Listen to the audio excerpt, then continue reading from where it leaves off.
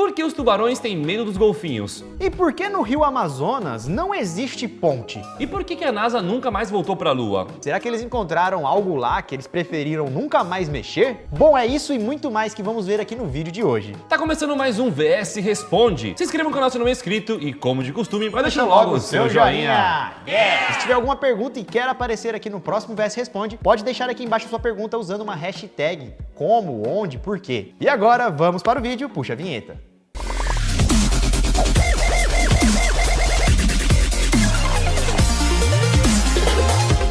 Bom, vamos então agora para a primeira pergunta, que foi feita pelo Igor Del. Ele quer saber o seguinte: existem restos mortais no fundo do Titanic? Bom, o Titanic naufragou em 1912. Mais de 100 anos atrás. Mais de 1.500 pessoas faleceram na tragédia. E ao todo, apenas 705 pessoas sobreviveram. Alguns corpos foram encontrados boiando no oceano. Aproximadamente 340 corpos foram encontrados. Mas o que aconteceu com o restante dos corpos? Será que eles continuaram lá embaixo, junto com os destroços do Titanic? Bom, antes de responder essa pergunta, para fazer o clássico filme do Titanic, lançado em 1997, James Cameron, o diretor, visitou o Titanic 33 vezes. Em uma entrevista que ele deu ao The New York Times, ele disse que durante essas visitas, ele não viu nenhum corpo lá embaixo. Segundo algumas análises feitas, existem algumas possibilidades, como por exemplo, a correnteza do mar pode ter espalhado os corpos dos passageiros por uma área de 80 km do local do naufrágio. Já uma outra teoria diz que a galera poderia ter ficado presa dentro do navio, enquanto ele estava naufragando. Ou seja, muito provavelmente que muitos corpos acabaram ficando ali, debaixo d'água. E segundo especialistas, galera, até os próprios dentes se dissolvem ao ficarem muito tempo no oceano. Então a principal hipótese, a hipótese mais aceita, é que muitos desses corpos acabaram se decompondo ali no fundo do mar. Se decompondo, sendo consumido por bactérias, peixes ou até mesmo crustáceos. E segundo o próprio James Cameron, durante as suas visitas, ele chegou a ver alguns pares de sapatos, algumas roupas, mas nenhum corpo, nenhuma caveira. Inclusive, em 2012, essa foto veio à tona. Ela foi tirada lá em 2004 e mostra ali o que parece ser o resto de uma perna. Mas não dá pra ver a perna, né? Dá pra ver só a calça e a bota. Então, galera, podemos concluir que no começo do acidente, com certeza haviam vários corpos lá no fundo do mar. Só que com o passar dos anos, então, esses corpos foram sumindo. Agora vamos para a próxima pergunta, que é do Casacão Amarelo. Ele perguntou o seguinte: o que aconteceu com a Brasília Amarela dos Mamonas Assassinas? Bom, para quem não sabe, Mamonas Assassinas foi uma grande banda nacional que durante um curto período marcou uma geração com as suas músicas engraçadas. E uma das músicas de sucesso era a música chamada Pelados em Santos, que citava na música a tal Brasília Amarela. E nesse caso, a Brasília Amarela é um carro, e não Brasília de fato. A banda ficou muito famosa nos anos 90, e no seu auge, um trágico acidente aconteceu. Um acidente de avião que tirou a vida de todos os integrantes da banda. E alguns meses depois que aconteceu o acidente, o programa Domingo Legal sorteou a famosa Brasília Amarela, que foi utilizada no clipe dos Mamonas. Quem ganhou foi um morador lá do Rio de Janeiro, mas segundo a história, ele teve problemas para licenciar o veículo. E nisso então, enquanto ele estava dirigindo, o carro foi pego com os documentos vencidos. E com isso então, o carro foi recolhido. A Brasília ficou quase uma década no pátio, se deteriorando e se transformando em uma sucata. Sacanagem, né? E ela ficou lá, galera, até 2015, ano em que os familiares do Dinho, um dos integrantes da banda, conseguiu comprar o carro que estava em um ferro velho. No ano seguinte, ela foi restaurada e o carro ficou dessa forma aí.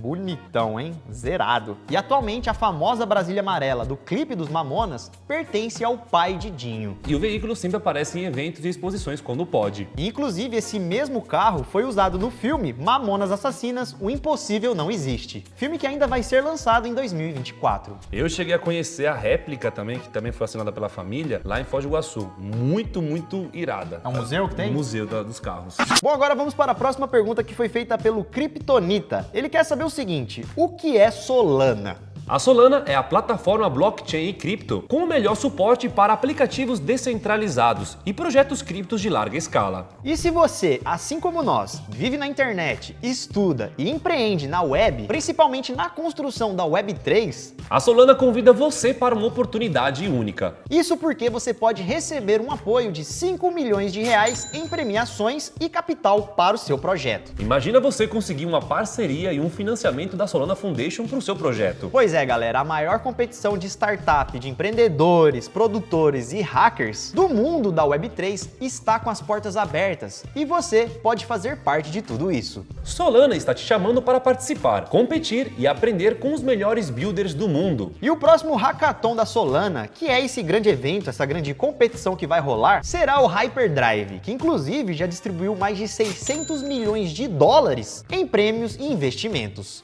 Então, se você tem um projeto e quer participar, anota aí, porque o Hyperdrive Online vai começar hoje, dia 6 de setembro, e vai até dia 15 de outubro. Então, se você ficou interessado e quer participar, basta clicar no primeiro link da descrição e usar o nosso código que está aparecendo aqui na tela, o código VOCê, porque você não vai querer ficar de fora disso. Então, galera, vão ter workshops de preparação em São Paulo, Rio de Janeiro, em Florianópolis, e no fim do Hackathon da competição, os melhores projetos serão convidados para formar o Super Team Brasil. E terão vagas para todos, galera. Terão vagas tanto para desenvolvedores, para marketing, vendas, gerência de produtos e vários outros setores. Tudo para trabalhar com os melhores, entre a Solana, Web3 e o mundo. Então, mais uma vez, você aí que tem interesse na Web3, essa é a sua oportunidade de colocar o seu projeto para todo mundo ver, podendo receber um investimento em dólar e, detalhe, sem nem precisar saber falar inglês. Até porque vai ter uma edição especial para o Brasil, com tudo traduzido. Então, mais uma vez, só para fechar, se você aí tem um projeto Web3, quer destacar ele, a sua hora é agora.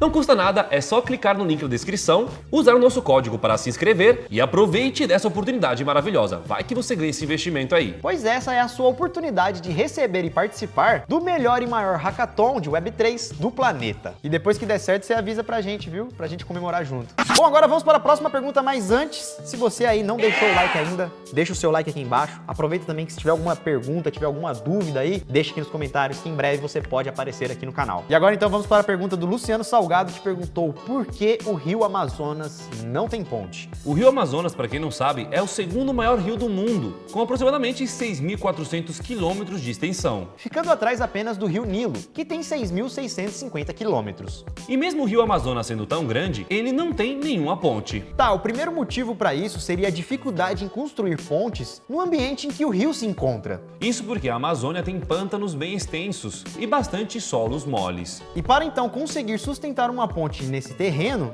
iria exigir uma construção diferenciada e bem mais trabalhosa. Sem contar também outras coisas, como por exemplo o curso do rio, a sua largura e a sua profundidade, que mudam drasticamente ao longo das estações. Entre os meses de junho a novembro, por exemplo, o Rio Amazonas passa pela seca. Nesse período, a largura do rio fica entre 3,2 km e 9,7 km. Porém, mais ou menos entre os meses de dezembro até abril, ocorrem chuvas bem intensas. Durante esse período das cheias, o rio pode chegar a uma largura de 50 quilômetros. Você não ouviu errado não, 50 quilômetros.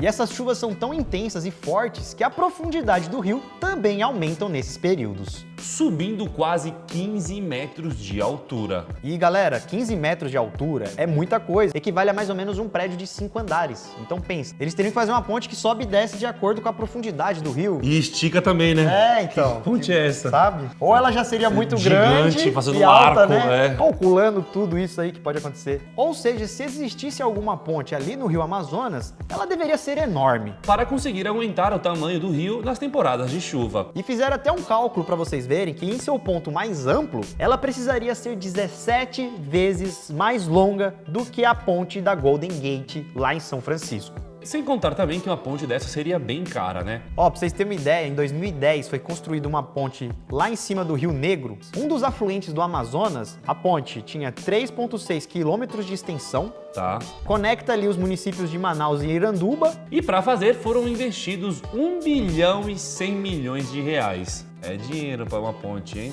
E a ponte do Rio Amazonas seria ainda maior e muito mais cara. E economicamente ainda não faz sentido fazer uma ponte desse tamanho e também com esse preço. Sem contar também que a maioria das pessoas que moram ali na região já estão acostumadas a usar barcos e balsas para se locomover e transportar as mercadorias. Bora lá que tem mais pergunta. Essa daqui foi feita pelo Matheus Jorge e ele quer saber por que os tubarões têm medo dos golfinhos. Sabia disso? Não sabia, não. O que eu sei é que os golfinhos são um dos seres mais inteligentes do mundo, certo? Ok. E também tem uma questão aqui nessa pergunta. Na verdade, os tubarões não têm medo dos golfinhos, beleza? Pelo menos não da forma em que a gente sente medo. O fato é que os golfinhos têm várias maneiras de se defender contra os tubarões. Por mais que todo mundo conhece os golfinhos como, ai, que bichinho doce, fofo e coisas do tipo, saibam que na verdade eles podem ser animais bem selvagens e estão preparados para enfrentar qualquer predador. E como os golfinhos geralmente andam em grupo, se um deles for ameaçado por um tubarão, Os outros do grupo já chegam, ó, caindo em cima para defender aquele brother. e a principal arma deles é o focinho, que é feito de um osso bem forte e tem uma ponta dura e arredondada. E você achando que era molinho, Fofinho. né? Fofinho. Você é louco, filho. A gente nadou com os golfinhos, eles empurrou a gente pelo pé, com o bico, filho, de cabeça pra baixo ainda, você tá maluco. Mas vamos voltar aqui pro ataque. Suponhamos então que tá ali um golfinho, ele foi atacado, os amiguinhos dele já chegou, né, em cima pra defender, e aí o ataque começa com várias bicadas. E os golfinhos ficam circulando o tubarão em várias direções, deixando ele confuso e incapaz de perseguir os outros. Meio oprimido também, né? Meu Deus, e agora? E agora, o que eu faço? Tem um monte de golfinho girando aqui em volta de... Ai! E galera, se o golpe do golfinho for muito bem feito, muito bem dado, dependendo da região, um único golpe já pode ser suficiente para deixar o tubarão bem ferido. Ele pode ficar atordoado e inconsciente. Pancadaria de golfinhos. Então, isso com uma única pancada bem Imagina dada. vários. Imagina vários ali, um grupo inteiro te circulando. E é por isso então que alguns tubarões evitam ali mexer com os golfinhos. Não é que eles têm medo, é que eles são espertos e sabem que eles vão se dar mal. Você vai falar, posso ir atrás de outro bicho mais suave, né? Mais tranquilo. Essa próxima pergunta foi do José Minalba. E ele perguntou por que a NASA nunca mais retornou à Lua. Quando ele fez essa pergunta, galera, ele tá perguntando em missões tripuladas, né? Onde alguma pessoa vai lá e visita a Lua. E isso, galera, já não acontece há anos. O primeiro pouso na Lua aconteceu em 20 de julho de 1969, com a missão Apollo 11. E a última vez que um humano pisou na Lua foi em 1972, durante a missão Apollo 17. Ou seja, galera, mais de 50 anos. E no total, 12 pessoas pisaram na Lua, todas através de missões Apollo. E recentemente a Índia pousou lá no lado oculto da Lua, só que também não era tripulado. Ao longo de várias décadas, a NASA planejou a volta da humanidade na Lua, porém muitas dificuldades adiaram as possíveis missões. E foram principalmente obstáculos políticos e econômicos que dificultaram toda essa volta. Primeiramente, como a NASA é uma agência estatal, ela depende de verbas do governo para operar. E uma missão tripulada para ir à Lua gasta muito dinheiro. E outra coisa, lá em 1972, no final da última missão da Apollo tripulada, o público já não estava tão interessado assim. A gente já tá acostumado com a Lua, né? Já foi lá, Onde né? é que vocês vão pousar no Sol, sabe? Brincadeira. Já era algo recorrente, né? Porque eles já tinham visitado a Lua várias vezes. E naquela época o país estava lidando com as duras consequências do conflito que eles tiveram com o Vietnã. E estavam passando por um momento social, econômico, político bem delicado. E então, naquele momento, muitas pessoas questionavam o seguinte: por que continuar investindo em pousos na Lua se a gente já venceu os soviéticos lá na corrida espacial? Não tem mais porquê, né? Sem contar também que, com o avanço da tecnologia, hoje é muito mais fácil mandar uma sonda não tripulada para a Lua, ou em Marte ou qualquer outro lugar do universo. Eles conseguem então lançar essa sonda tranquilamente, sai mais barato, menos perigoso, não coloca a vida de ninguém em risco. E consegue coletar até mais dados e amostras do que uma pessoa. Na pessoa a gente teria os estudos, o que aconteceria com o nosso corpo, né? Mais sentido. Mas não é que o ser humano vai chegar e falar assim, olha, descobri algo muito novo que a máquina não vai redescobrir, sabe?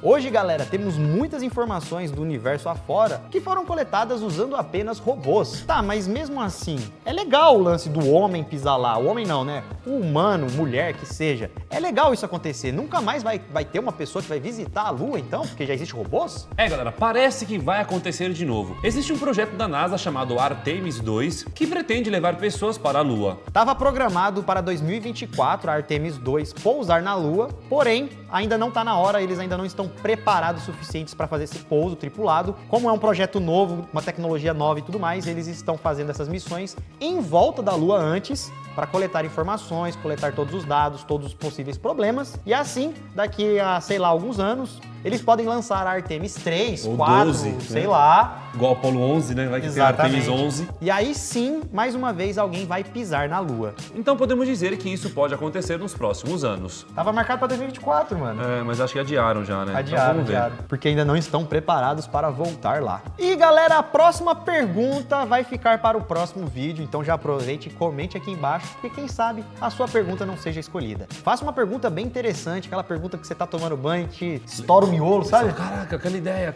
vou perguntar isso. Fica à vontade, deixa nos comentários e nos vemos no próximo vídeo, tá bom? Se tiver mais um tempinho, se inscreva aí no canal, né, usando a mesma conta que você comentou. Deixa o seu like, né, pra você fechar aí o pacotão. E agora, então, ficamos por aqui.